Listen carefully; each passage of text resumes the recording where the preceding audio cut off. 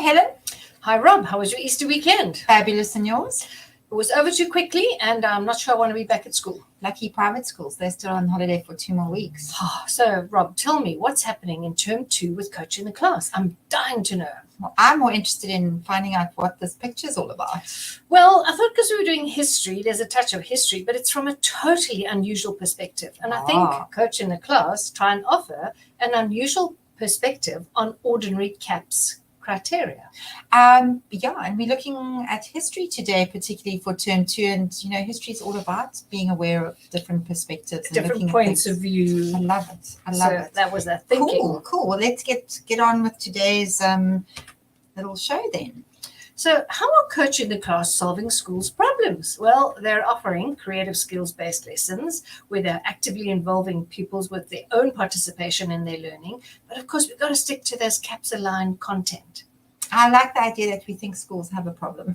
But of course they do, because we want to be moved to 21st century skills. Absolutely. And if nobody's enabling you to do it, well, then how are you going to do it? And of course, I'm looking at those CAPS-aligned content. We also include those CAPS skills into our lessons for the term. That's great. So, Rob, tell me what's happening with grade 4. I believe they do communications. Oh, no, they actually don't. No, that's term 4 stuff, but we've moved it. We've done a little shift. Why did you do that? Well, we thought that in geography, they were doing map skills that involve symbols and, reading map symbols and things. And that's a form of communication.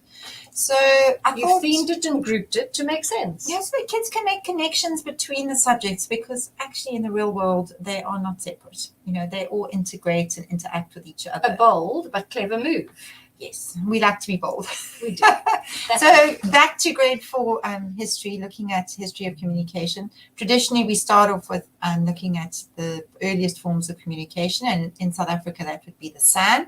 And piggybacking on last term's history, looking at different types of evidence, we present the children with a few different forms of evidence showing how the SAN communicated.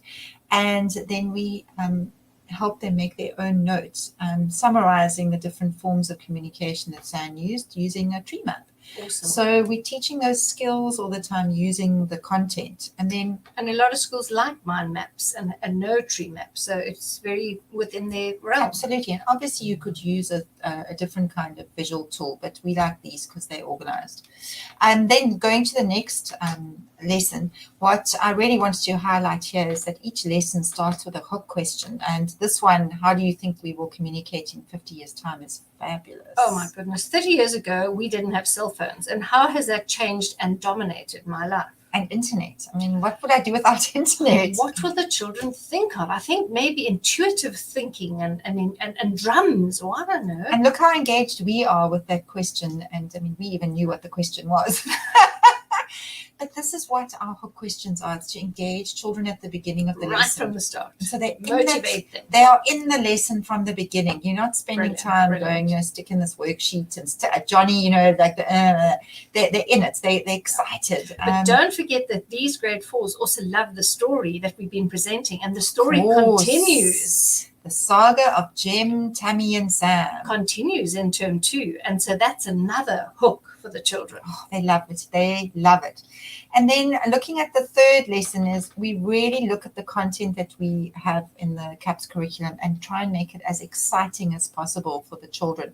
So this particular lesson is all about the post office, which normally is very boring.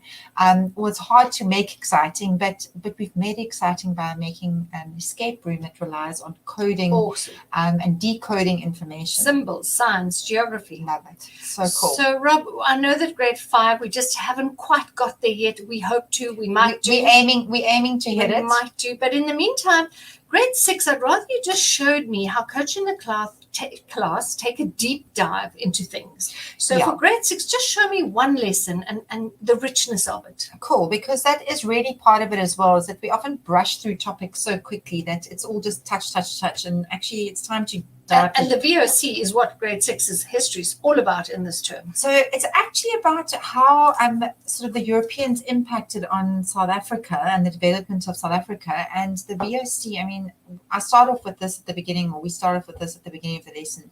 Apple's a company most children know, and to compare the power and the wealth of the Dutch East India It's Company. just unbelievable. It's a thought I would never have had, and I've looked at this for so many years and studied it. And then straight on the back of this, we asked the question, how did they get to be so wealthy? And this is where we head into the next part of they had really cheap labor. It wasn't slave labor.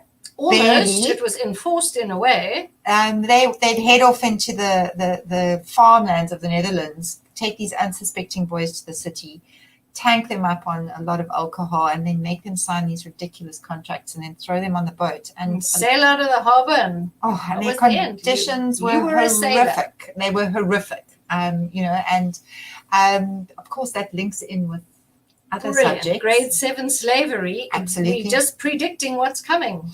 And the fact that history repeats itself.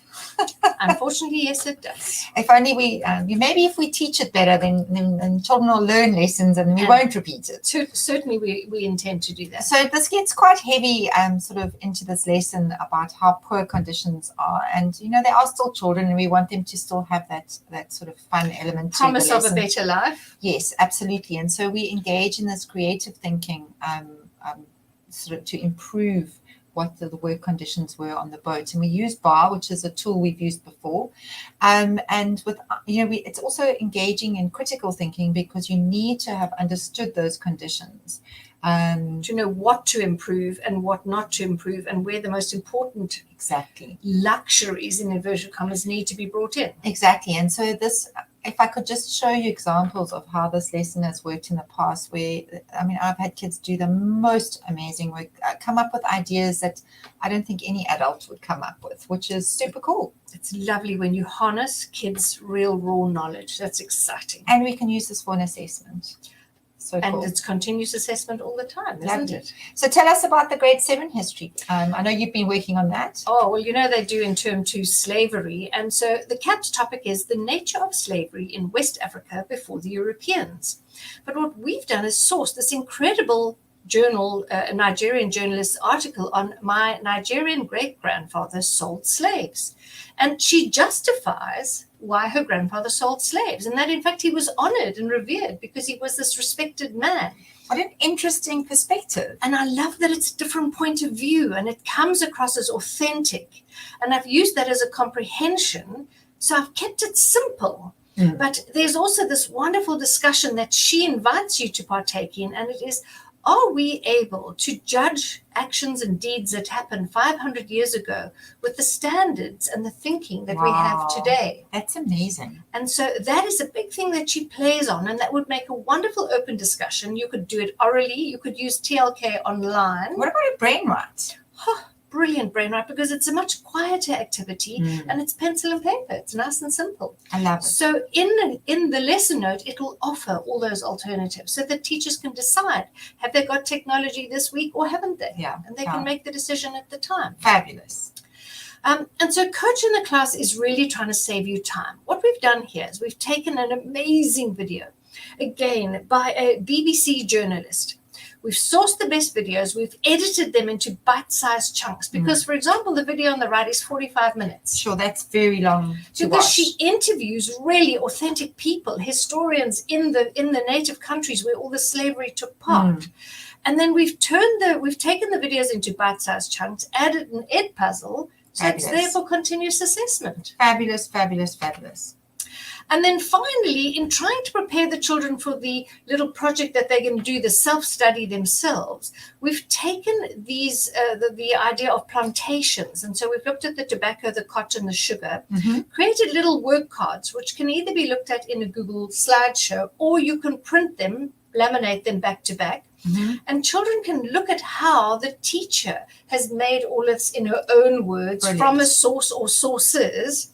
And then they're asked to make a mind map of this information on how the tobacco, the sugar, the cotton was all grown. And you can either do it hand or you can use Bubble Us. Got to say that one really slowly. It's a cool, easy to use online mind mapping program that you can use, and then from that you're able to make your own notes. So we're getting them ready for the inevitable project later in the term.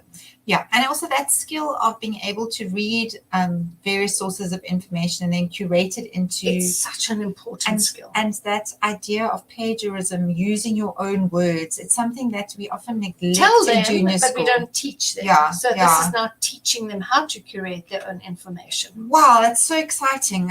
I'm really excited for the history for next term. I hope the teachers are all out there are all excited about it. You're going to have to trust us that it is once again top class. The lessons are top class and engaging and exciting, and we are going to have them ready by the 30th of April, which is the last day of the school holidays for the government schools. Yeah, so unfortunately, private schools, you're going to have to be a little bit patient about getting access to the material, but it's super cool. Just have to trust us. And Helen, this picture? Well, I just thought it summed up what Coach in the Class want children to do. We want them to be actively engaged, to question each other, to offer different points of view. I love it. And they're almost all, the three birds are looking at the one in the middle, listening sort of critically to what that bird is saying. Maybe but they're taking questioning it him. The one on the left saying, hey, but I'm not sure that what you said there is authentic. I love it. So it's just what Coach in the Class aim to do with the content is make the kids engage in it themselves. Fabulous. I'm so excited about the history content that's coming next term. And of course, we've got geography and science as well. We'll talk more about that in the coming weeks. And yeah, I think that's all for today. Have a great week. Have a wonderful, very short week. Woohoo!